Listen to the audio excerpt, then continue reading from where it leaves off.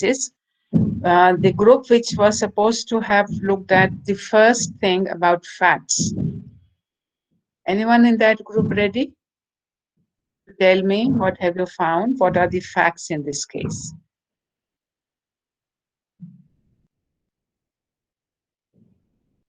Now, what I plan to do today is actually just focus on facts as to how to, because facts have got the most important role to play in cases. Good evening, ma'am. Good evening. I was the part of group one. Okay, facts. Just 1 second. Yeah. Hold on. Facts have got a very important role, and we need to understand that at all the cases are made or destroyed at the very first level of the criminal trial.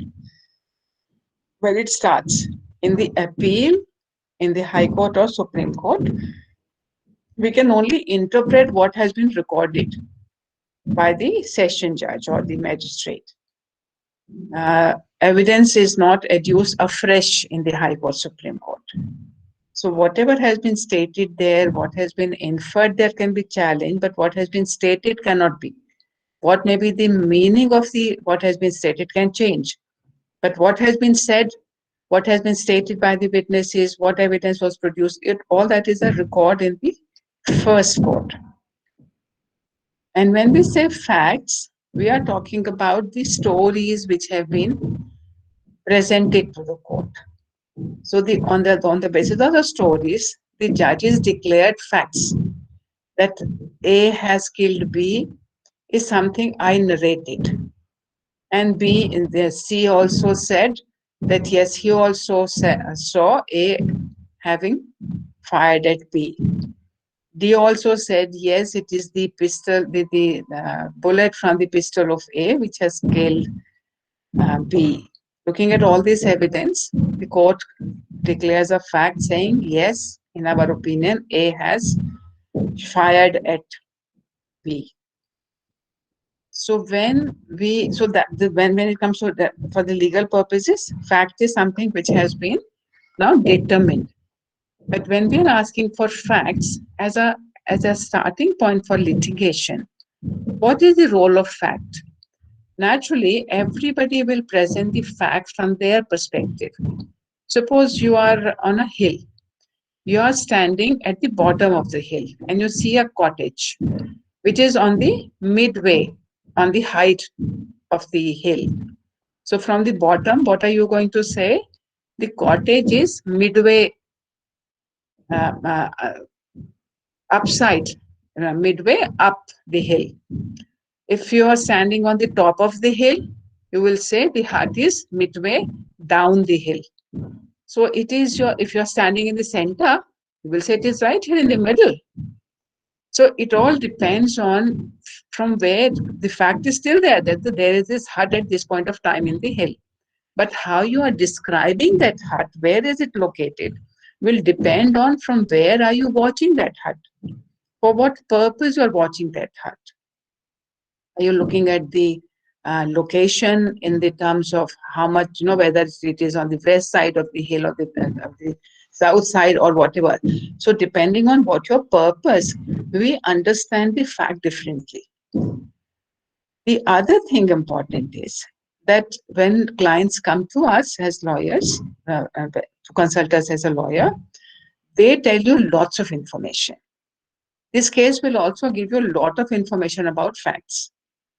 What we need to understand is, as lawyers, as to what are the relevant facts. All those facts are relevant, which may be used by a lawyer in the arguments on the basis of which they will make an argument. Arguments are of two types. One is an argument on fact. Did this happen or did this not happen? Whether A killed B or not is a question which will be determined by evidence. After it has been proved that A has killed B, then the second question will be a question of law. Whether the circumstances in which A killed B, does it amount to the offense of murder? Or what offense does it amount to? Was it an action in private defense? Was it an action of murder? Was it an action of culpable homicide? Was it a death caused by rash and negligent act? All these are questions of law. So first of all, we need to understand what are the relevant facts. So relevant facts, for example, we want to find out whether A can be held guilty of murder or not.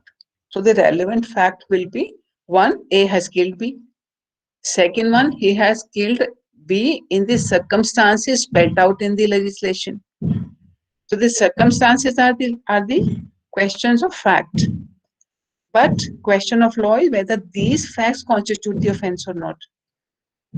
So whether, when suppose we are telling the facts, so whether A killed for different purposes, different facts may be important. For example, what is the date of the offense? It's very important when the police is filing an FIR, when the arguments are happening in the court of law, because it will be whether on that date, at that point of time, on such and such location, was A present? Did he had that weapon? So therefore, at that point of time, has he purchased? Was he in possession of a gun with which he is alleged to have been have fired at B? So in all those circumstances, the question of the date, the time, the place, who the parties were, all these are important facts. So whether it was A who killed B or whether it was B who killed C, so whether it is A or whether it is X, so identity of the person is also important. So for all those purposes, those are very relevant facts when you're doing the actual litigation. For the purposes of the class, for example, when you're going to tell us the facts, whether it is important for you to remember what was the name of the victim.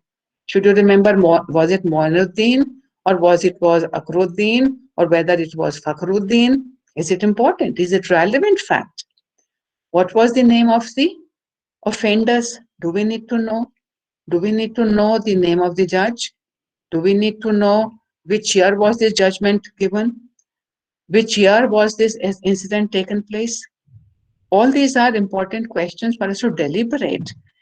So I'm saying for our purposes of the class, where the purpose of reading this case is to find out what are the kind of details we get. So we will be looking at different parts of it. And a case always, usually, always, when we say always, it is always subject to some exception, some cases. So a case usually will have statement of facts. What are the incident? What is the story? What incident which has given rise to the litigation? That will be the statement of fact.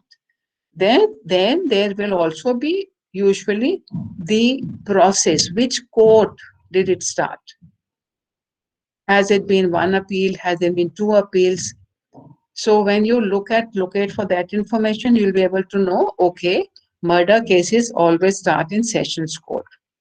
But if it is a theft case, is it still a session court or not? So you will pay attention to the detail as to which court gave the first judgment. That will give you additional information on procedure, which is the competent court. Then there will be always also usually some evidence aspect of it. The evidence of such and such person has been there and it is reliable, etc. To get to learn something about the principles of evidence also, whether the testimony is reliable or not, is it admissible or not. So there will be procedural history. There also will be an identification by the judge of what is the issue, what is the charge, what is it that needs to be determined, whether in a particular judgment in criminal law, for example, whether in the appeal, the accused, the convicted person has filed an appeal against conviction and sentence or only against sentence. But sometimes they say, no, I should not have been given death penalty for the murder. I should have been given life imprisonment. Or I should not have been given life imprisonment, but lesser. No, the 10 years imprisonment is too much for my offense. It should have been less. So there might be appeal only on the question of sentence, which we will not be studying. We'll be looking at all the cases where conviction or acquittal has been challenged. Because in this class of Law of Crimes 1, we do not look at criminology part of the criminal justice. Terminology which says what is an appropriate sentence. So one certainly the IPC does provide sentences, but in many cases, the extent of punishment provided is there. You can be given sent up to 10 years. But whether you will be sent for 10 years or lesser, that one does not know that. The judge decides. So that aspect of what you call as the sentencing policy is not part of our discussion, so we will not be focusing. But if you read the case, you will find that also as to what has been the sentence given, and do you think it was appropriate or not. So coming back to the information, so the judge say, what is the issue in the case? Is it a case of 302? Is it a case of 304? Whether it has been a case where the eligibility, the reliability of the witness is being questioned. So there will be a statement of issue. Then it will also contain arguments on the two sides. And you can notice in some cases, when you read only one case as of now, but you keep track of this. Some cases the judges mention the name of the lawyer. Some cases they just say defense counsel said this, prosecution said this. It also shows the importance of the lawyer. The lawyer was so good that the judges want to name him. There was such an important lawyer, had already made a name of himself. The judges will tend to refer to their name also. Status of the parties matter, status of the lawyers matter. Certainly the mindset of the judge also matters in the whole proceedings, which are supposed to be only focused on law and the incident. So certainly one can keep track of that information also, whether the parties, whether the name of the accused has been given, whether the name of the victim have been given. In case of rape victims, the name of the victims are not supposed to be given now. At one point of time, there was no objection to that.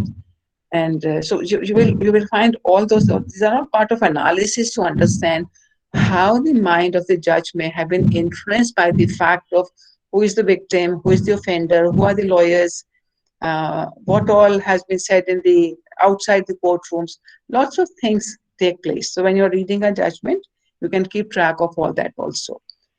So in the arguments, you can notice that how the same facts are being interpreted differently by different sides. The facts are still the same, but which fact is being emphasized by which party? So you can look at that also in the analysis. It's called strategy planning. That when you look at the same facts, how you highlight a fact which goes in yours on your side, in your favor, compared to another fact which goes on the other side. So so then there will be the judgment, what has been the decision. So decision is different from the judgment. Decision is only appeal allowed, appeal dismissed, death penalty given, not given, convicted, acquitted. So that is the decision. The judgment contains the reasoning for the decision. Why has he or she been convicted? Why she has been given, whatever is if it is an offense matter, then certainly why acquittal under such and such section, conviction under such and such section. Why the section hasn't been changed, no, this is the same thing to be reaffirmed. So reasoning. And remember, when we look at what the lawyers are saying, we call them as arguments. What has been the arguments given by the parties, and when it is the judge who has given reasons. So in both, at one level, if you say, the lawyers are also giving reasons only why they think this should be so. But that is not referred to in our legal terminology. That is not referred as reasoning. This is known as arguments. And when the same reasons for their answers are given, they are not referred to as arguments, they are referred to as reasons. So this will enrich your knowledge. So today we'll focus on, who was it? That was Deepika. Deepika was to present the facts. And we will analyze whether the facts she gives us are all relevant facts for the purposes of this class.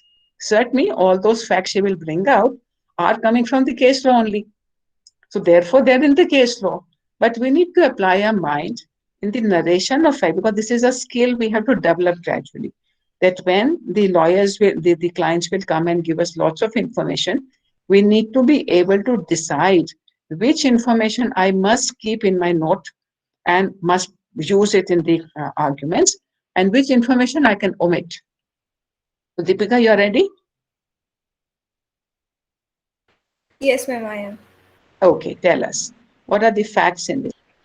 Okay, ma'am. First of all, I want to ask, do I need to explain here what we are dealing here, like special leave petition arising out of the judgment of the High Court? I need to explain all That of the is that sources. is that is more part of the what we call as the procedural history. Okay, ma'am. So focus on what is the incident. Okay, And ma'am. also tell us when you are telling us the incident, because there are two versions of the incident. One incident which will be emphasizing the information which the clients, which the accused persons want the facts to be emphasized upon. Yes, ma'am. So when you are giving us the facts, are you giving what is the prosecution story, or are you giving us the defense story? Ma'am, I will be giving what was uh, written in the So FIR. now, look, so that is the Yeah. prosecution story. When you say Okay, what ma'am. has been written in the FIR, that is the prosecution story. Okay. So there would be a prosecution story, then there will be a defense story, and then what is the story which the judges have accepted. Okay, So ma'am. okay, let's begin with the prosecution story. Okay, so here on the night of 18th and 19th of February 1953, the two appellant and along with three others were conspired for the murder of Muhammad Moinuddin. They, Okay, now stop, yes, Deepika. Let's analyze this one sentence you have given us. You have given us the date of the incident, okay? That this happened on such and such date in 1953. For the purposes of the class, is it a relevant information? And I'm saying the relevant information is that information which will be used in arguments. So suppose this incident did not happen on which date did it happened? sorry, ma'am. Which date did you mention? Ma'am, 18th and 19th Feb 1953. So 18th, 19th night, this incident happened in February 1953. If suppose this incident happened on 21st February 1954, will Okay. it make a difference in our final answer? No. है ना? No, ma'am. Because whether this incident happened in 1953 or this happened yesterday. Yes, ma'am.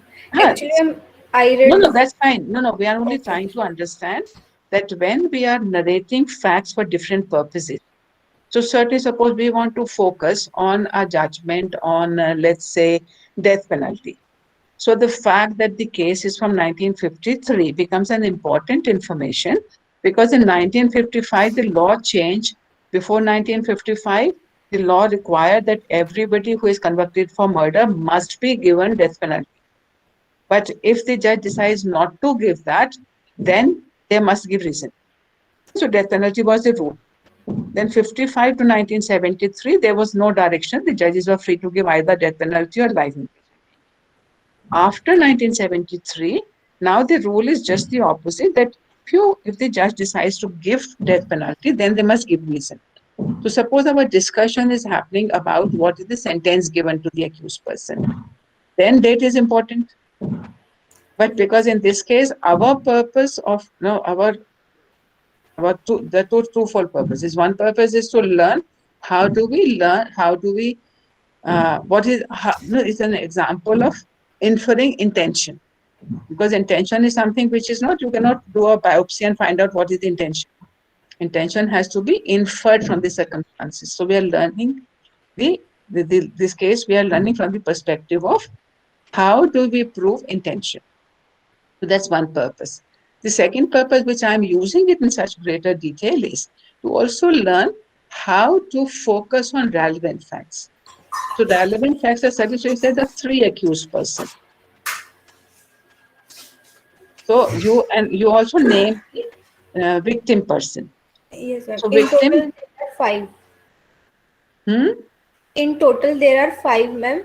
The two of them are, have filed special leave petition, and No, other Deepika three again are focus. Deepika again focus. You okay. have taken the care to give us the name of the deceased person, Okay, ma'am. but you have not told us the names of the accused persons. So that's a choice we have made. Because there are too many of the accused persons, you decided that you will say five or three or whatever that number is, and you will say Moinuddin was the victim on that. So on that on that night. So again, let's start all over again. What is the first sentence you read? Read that Okay. again. So on the night of the 18th and 19th Feb 1953, the two appellant, criminal appeal number 43, Raval Penta Venkailu, and appellant in criminal appeal number 44, Bodla Ram Naraish, they killed Mohammad Moinuddin by setting fire in his single room hut after locking him inside while he was sleeping. Okay. So when Yes. you say, when the statement is that Bodlaram and Lu killed Moinuddin, when you say they have killed him, then it's only saying they have killed him.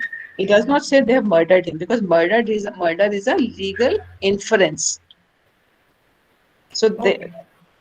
so the name of these two persons are important if we are going to identify who are the persons in an actual trial. So suppose I was to say A and B have been convicted for the murder of C on such and such night. A and B were charged with the no A and B on such and such night killed C. Whether it will make any difference, whether I said Bodharam and Venkalu killed Moinuddin, or I said A and B killed C. For the purposes of understanding the facts in this case, is it important to know the names of the parties, or we can substitute A and B in place of Bodlaram, Venkalu, and Moinuddin? Ma'am, What do you think? ma'am, we can replace. The thing here is we should know who is the appellant and like. Okay. In this statement of facts, we need not know who the appellants were. In this statement of story, what we will start with, and such night, there was a party in the village. All the villagers were together in the whatever main sphere. But the victim in this case was not there. He was in his hut. Then two persons from the village, A and B, they went to the hut. So this, we are only talking about incident. We're not saying whether they were convicted, acquitted, whatever happened. We're just narrating the facts. Okay, So ma'am. because when we will come to the procedure, then we will say they were tried by the session judge, they were convicted. Then Venkalu and Bodlaram have come in appeal. However, whatever that is. So that will be the narration, that will be the part of information which will be provided by the group, which is focusing on the procedure. So let's start again and focus only on the facts. We are Okay, not ma'am. even going into the investigation. We are only focusing on facts. Okay, ma'am. So basically, I have to narrate it like a story. Ah, facts is Okay. the story, and as much details must be given, which may be used in the arguments later stage. But the Okay. facts which will not be used in the arguments, that can be omitted. So Like we, suppose yes, we have to suppose focus. Sorry. suppose if the argument later on was that on 19th February 1953, Venkalu was not in town, if this is his defense. Suppose in this case it is not, but suppose it was. Then in the narration of facts, we have to mention the date, because then Venkalu's lawyer at a later stage will say, no, sir, this date is crucial to note, because on this date he was attending a class in Delhi University. So therefore, for certain purposes and depending on what the arguments are, it is important to ensure that the facts which will be used in arguments must be narrated. So, okay, let's continue Okay. the story. Okay, ma'am. So on the night of 18th and 19th, Ravalpenta, Venkailu, and Bodlaram, they both conspired to commit the murder of Muhammad Moinuddin. by setting fire in his single room hut where he was sleeping, and they locked the door from the outside so that he cannot escape. And then uh, the victim's old servant, who was sleeping in front of the cottage, was awakened by the noise of the locking of the door from the outside. So he went to see what was happening, and Moinuddin also asked for his help. So he went there, but Raval Penta and Bodlaram didn't. They assaulted him. They assaulted him, so he was not able to help. Then Moinuddin called for his another three servants who were watching his harvest nearby. Mhm. They also came and tried to help him, but they were also assaulted by the culprits, Rawalpinta and Bodlaram. Then all of them went to the village for asking help.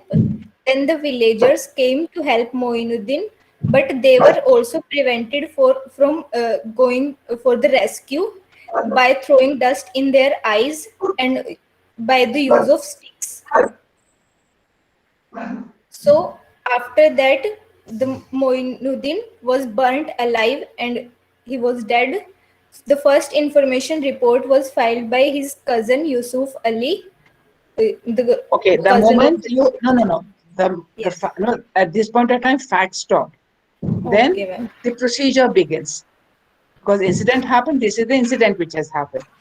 After that, the police was not the FIR fired. Police came, not came. I said whatever happened, that is all part of the investigation actually. So Okay, on ma'am. these facts, when you look at these facts, I'll share the screen with you. And ma'am, just Yeah. a question. Here it is written that in the FIR, no name was mentioned of the accused. So is Mhm. it a fact or is it related to procedure or anything? It is part of the arguments Arguments. Okay, ma'am. because no the FIR was did not name anybody can be part of the investigation information also. But because FIR has happened only after the incident has happened, so Yes, everything ma'am. which happens after the incident, that is all part of the subsequent process. So Okay, so this is the incident which has given rise to an FIR, which has given rise to an investigation, which has given rise to the trial itself also. So okay, on ma'am. Ma'am, these I facts, also had a yeah, question. yes, When please, we talk about paragraph 3, he yes, talks about how Bodharam is saying that he was the one who set the fire again, the second time. yeah. Yes, ma'am. Will that That is also be included in the fact, or it will be a part of the no, procedure? no, because that is a controversy. That is not an established fact. No? One party is saying he set the house on fire. I said, no, no, what? When I did it, the fire got extinguished. The other man has done that. So they are fighting with each other also on that one, trying to put the blame on the other. So And that essentially, is that not, won't be a part of facts. That will be a part of no, the that's procedure. not part of fact. That is part of arguments. All right, all right. And these facts also, uh, Deepika in her statement said they conspired. Now, Yes, this is, ma'am. the conspiracy is an inference. Did they say we conspired? Did anybody see them conspire? No, ma'am. At the end, it is written that all of this information is just hearsay information reported by the first informant, the cousin Yusuf Ali. Yeah. So So nothing no, is yeah, so there established here. because when the moment is a conspiracy, it means that there was a meeting of mind. Now, how do we find out whether these two persons has conspired or not? What will be the facts which will say they had conspired? Ma'am, the fact that a thing like where they're not appealing the verdict, the No, no, no, no, conviction, no, they no, no, only no, Nishan. The fact that they went there together, they Ma'am, prevented the intervention by the other yeah, part, yeah, by the servants that's together. what I'm trying to say. The fact that Yeah, they're so these accepting are to the all of that, facts which are they suggesting. So that it's a the conspiracy. fact statement is not that. Suppose this fact statement was that A was pouring kerosene outside the hut, and B chanced upon the same place. So, looking at A doing it, B lit the fire and All uh, right. lit the matron and lit the kerosene. Now, Ma'am, in this case, can we say A and B have conspired? Yes, ma'am, ma'am. can I add there? I'm No, like, no. no. In this case, we do not know because Yes, A ma'am. might have come with intention to kill C, and B might have also come with intention of kill B. But whether they have made this intention together, we do not Is know. unknown. Yeah, it has to be proved. Yes, Yeah. So in ma'am. this case, they went together, they did the things together, They which prevented people what from coming in. they had planned together. It is Yeah, not that one was already there doing something and B arrived. yeah, So even when B arrived, maybe with a flick of the eye also, you know, कि ठीक है, oh, तुम मार रहा है, मैं भी जरा हाथ दो हाथ और लगा देता हूँ. So somewhere the agreement may happen on the spot also. But we'll look into these aspects when we come to joint liability. And in this case also, the joint liability was put irrespective of who lit the fire, the fact that they both decided to do it. It was immaterial whether A lit the fire or B lit the fire. So Ma'am, that we will come to. Yes. ma'am, like Nishant talked in paragraph 3, with the help of, their confessions, we can find out whether they conspired or not. Yeah, but no, Yeah. when we go Will, further, we'll know. No. Because confessions are not necessarily admissible, especially when they are made before the police. And in okay. this case, they said the confessions were, uh, we were pressurized, we were forced, and we are all aware of the third degree torture the police does in the custody Yes. interrogation. So it cannot be ruled out. We will also look at that aspect as well as to what has been, whether the judgment has come on the basis of their confession or not. Or whether the fact is that they retracted their confession. Even when they made it, they retracted it, saying it was forced confession. Yes, ma'am, they said. ma'am, All I these also have a aspects will come doubt. to- Yes, Nishan. Ma'am, if I, for example, I commit a crime and I Mm, come to you and I confess to you that I have committed X, mm. will it still be considered as a confession if you are a reliable source? If I'm a lawyer, then certainly whatever you tell me is all confidential. I'm not obliged to tell anybody. I cannot be made to swear that whether this man, your client, has come and told you that he has done this or not. Oh, that I'm completely protected. If he has made a confession to somebody else, suppose this is a neighbor. He said, "Oh, I've gone and done this." So neighbor's evidence, if it is reliable, that will be admissible. But the best way to get confessions is to get his or her statements. There's a proper procedure prescribed, I think, in section 164 CRPC. Section Uh, 160. 164 CRPC. Ma'am, So where the judge keeps on asking questions and determine whether the answers are complete. And there are lots of many judgments are there to say to ensure the procedure which must be followed to ensure that the confessions were voluntary and they were not forced. They must not be within the custody to make confessions. So there are lots of things there. Let's not go there. Let's come back to the facts. Somebody had a question. Deepika, you had a question? ma'am, I Ma'am, had a question regarding the same if issue we were just discussing. If in case they have not made the confession to the No, no. police, but We'll come they to have. no, no. We'll come to that aspect later. Let's first focus Okay, ma'am. ourselves on the facts. Okay. Tushar, you had a question. yes, ma'am. Can we say that facts are only the hearsay statements which we get from the place of crime? Like that, No, for example, here, no. here, what we have read in the first para, which we consider as facts, we come to know that one prosecution witness 8 replied this. These are all after the trial has begun. So these facts came from that. So Hmm. how could we means initially when we start the case, okay, when we go in the court and present the case before the judge. So Hmm. what facts we can prove, because nothing has been proved until at that time in the court. So we have only the information which we get from the our client or the public there, or the by the police report what we get. So police report is coming afterwards. That means police report is coming to us after when the FIR is lodged. So is it not the only hearsay information? Okay, I'll tell you the definition from the Evidence Act.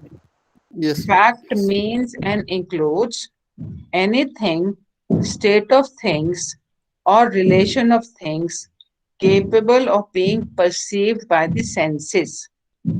Second, any mental condition of which a person is conscious.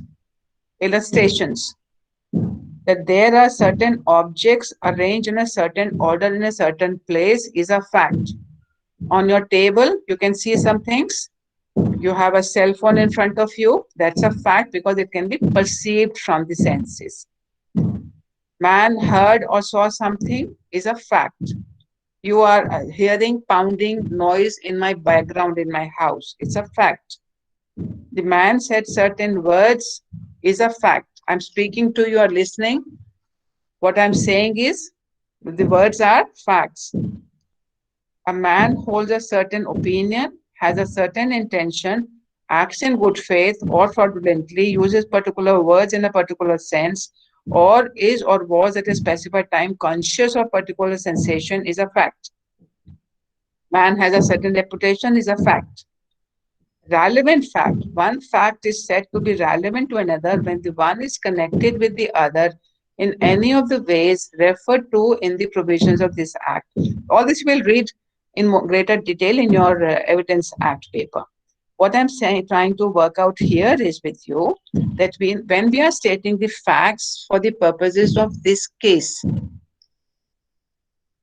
certainly when the trial was taking place, name of the village was important. Who was the deceased? What was his name was important. What was his relationship to the deceased person? To the accused persons may be relevant. Who are the accused person? There are so many people in the village. Who are the two who have been convicted for the offense? So for all those purposes, all these are on which date the incident happened. Where was his hut situated? Whether where was his head situated is a relevant fact in this case or not. Yes, ma'am, it could be. Why? Why would you say that? You're right, but why would you? Ma'am, because the place, the investigation finally starts from that place only, and the villagers of that place or around, or for example, in this case, we have a land dispute with the accused number two, so that could be in connection with so the village could be in connection with that. No, the question I asked you was, listen to it again, all of you. I'm asking you the fact that Moinuddin's hut was in a secluded place, not around the main place in the village. Is it important fact in this case? Ma'am, it is important. Yes, ma'am. Why? Yes, ma'am. Why, Ramni? Ma'am, it Ma'am, shows because the relationship hut with was in the security. villagers. Let Ramnik speak. Yes, Ramnik. Ma'am, villagers had to cover a long distance.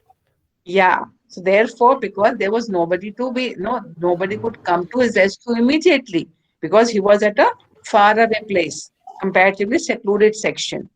And because of which also there were only his servants. And this is a fact which was known to these two people because initially they had to only meet the servant resistance.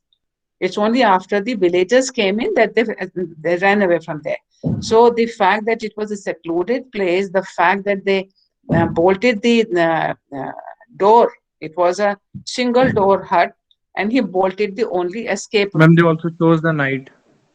Yeah, they chose a night where there will be less people around in any case. So they were trying to ensure that nobody will come to the rescue of Moinuddin. And this servant who happened to be here, they also resisted him. So he had to fled from that place and seek more help from other people. So therefore, depending on this is the fact we are going to use later on. No, the fact has been mentioned there that the villagers were not there. Why were they not there? One, there was a festival happening. So the village community was gathered at some other place. And this place was quiet and he had gone off to sleep. So therefore, we have to choose in our statement of facts what are the relevant facts. So it's a good narration. Can I say something? Yes, please. Ma'am, you said ma'am, you just said the definition of what is a fact. So prosecution witnesses those who were the eyewitness in the case. So Mhm. PW 4, 7, and 8. So their testimony will be given as a good weightage, isn't it? It all depends on no, that who the judge can trust, who the judge, because when somebody comes before us, suppose that two children are fighting, and we ask them, "Batao kya hua tha?" We're able to get a sense of, without a judicial training, also we are able to sense of which child is telling the truth. Sometimes, of course, there might be a misunderstanding of what the truth is. That the child who is shy, etc. We might think, oh, he's the guilty one, therefore he's perhaps being quiet. But it may be that he was just shy. He didn't have the courage, or he just respected his elder brother and didn't want to tell against him. So there might be other reasons because of which the child hasn't spoken. But and certainly these are the things which get in the cross-examination, in the uh, presentation of the evidence, all these things come out. And therefore the judge in those scenarios can determine whether what the party is saying is correct or not. So one is his own demeanor. The second is whether that person's statements are supported by other persons. So one person might say that, no, I saw A doing this. And another XYZ comes and says, no, I saw A at that point of time in the village market. He was there purchasing something else. Then certainly the statement of the first witness is questionable, whether now it is the first witness which is telling the truth or whether the ex-witness is telling the truth. So it's always that's where the whole system of trial is there, to determine the truth from the inferences, from contrasting and comparing. And this is the job of the lawyers, to say, though, see, your witness A have said this, your witness B is saying this is contradictory. Witness A said that he was a tall man. Witness B is saying he was a dark man. So a tall man can be dark also. But if he says, one person says he was a tall man, the other, no, he was a short man, then these two cannot stand together, and they cannot be relied for saying that, no, this is the man who is he's a middle-sized man. So one has classified him as a tall, the other person said, no, it's short. So then confusion is there whether it is the same person they're talking about or not. But if one says he's a tall man, the other says a dark man, the two can still stand. So we may need to further say whether the tall man was dark also or not, or the dark man was tall also or not. So those might be the further clarification which may be sought. So it's a combination. The statement of the definition of fact I referred was to identify that when we're talking about whether the fact that there was a FIR filed. So FIR is a fact, but the narration, because we said that two things. One is a state of mind, what has been heard and what has been seen, and what can be perceived through the senses. Now, senses are what? What are our senses? We've got 5 senses, no? Hearing, seeing, watching, something. Yeah. Hearing, seeing, touch, Smelling. smelling, and taste.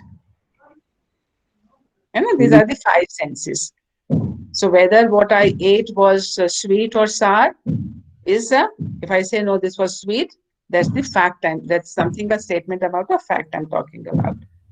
So certainly for our purposes, what we are saying is that when we say facts, we are not necessarily talking about facts which have been proved, because in the FIR, this is what the allegations were.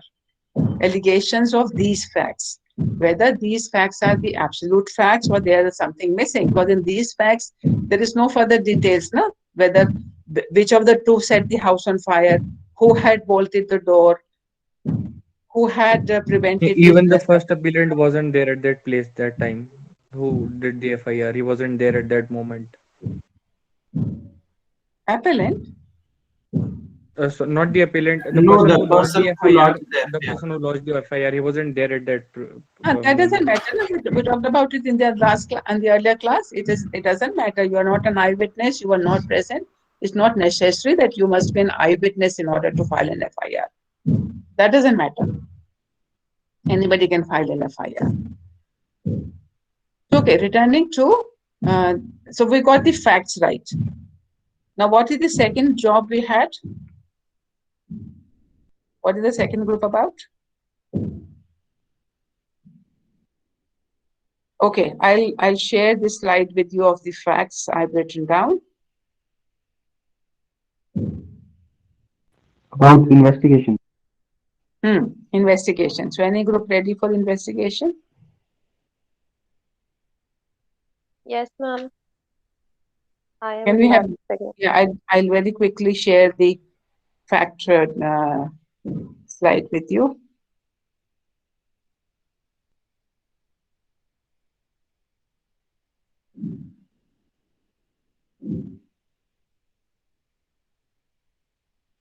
Where is this?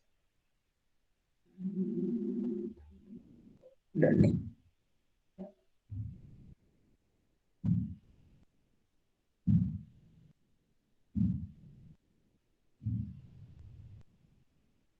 So group 1 can check what are the facts you included in your statement and if there is anything which you have not included.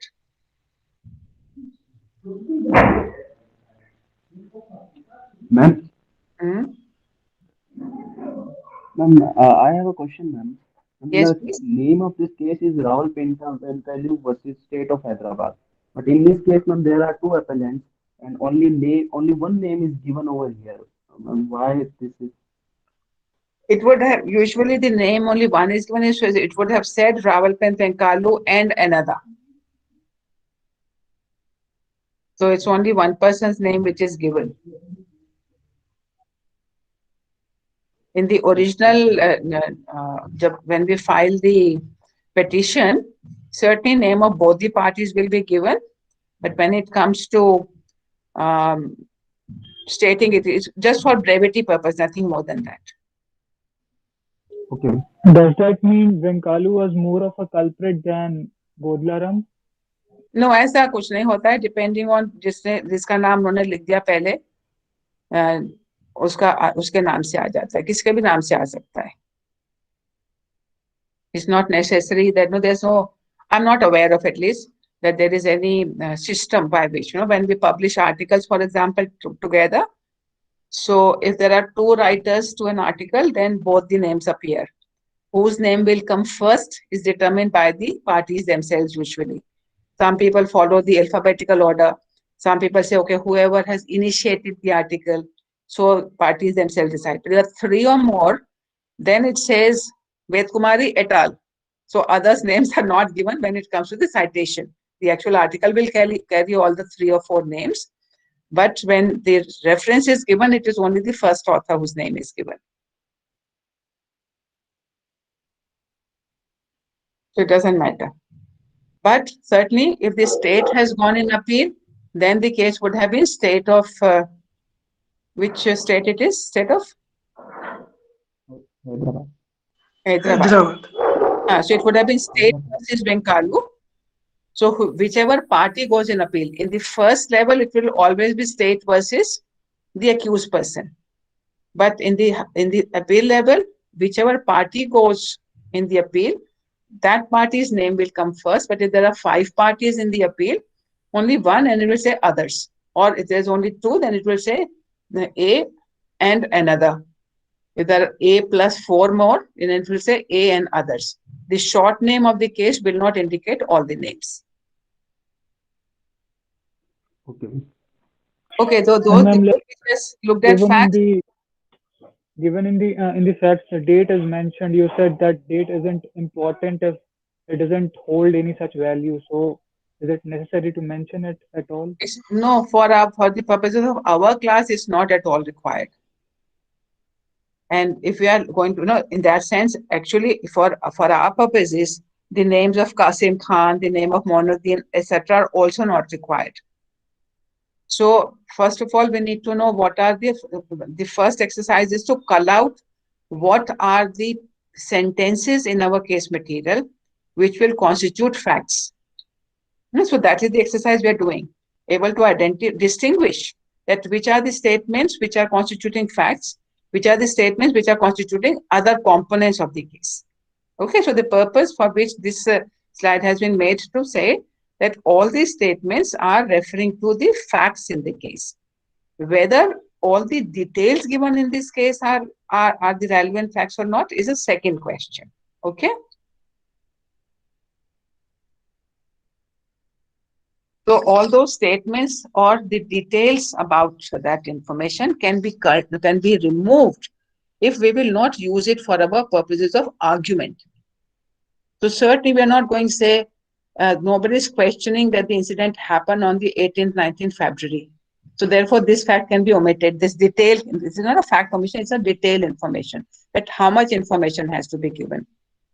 Along with three others, the other three have been acquitted. It's actually a fact today, because when we are looking at the appeal, this is part of the procedural part, but technically speaking. Set fire to this single room hut in which the deceased, if we say remove the name Moinuddin, it will still say deceased was sleeping after locking the door of the room from outside. His old servant sleeping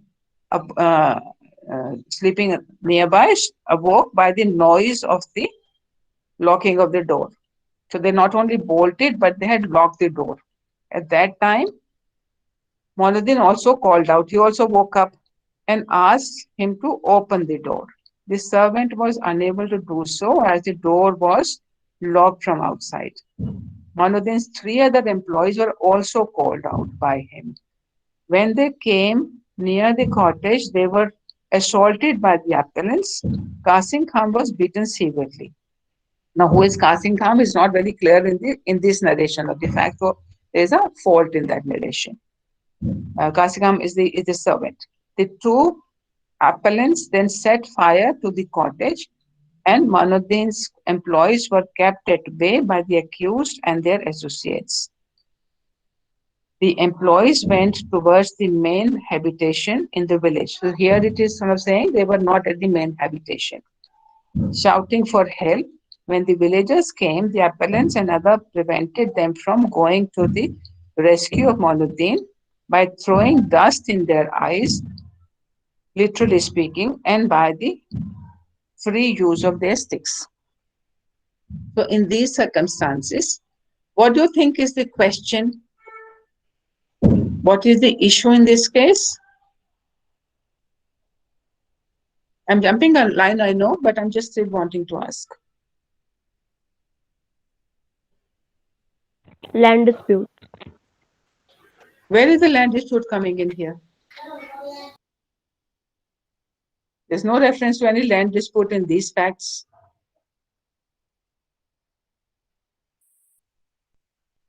Intention of murdering, ma'am.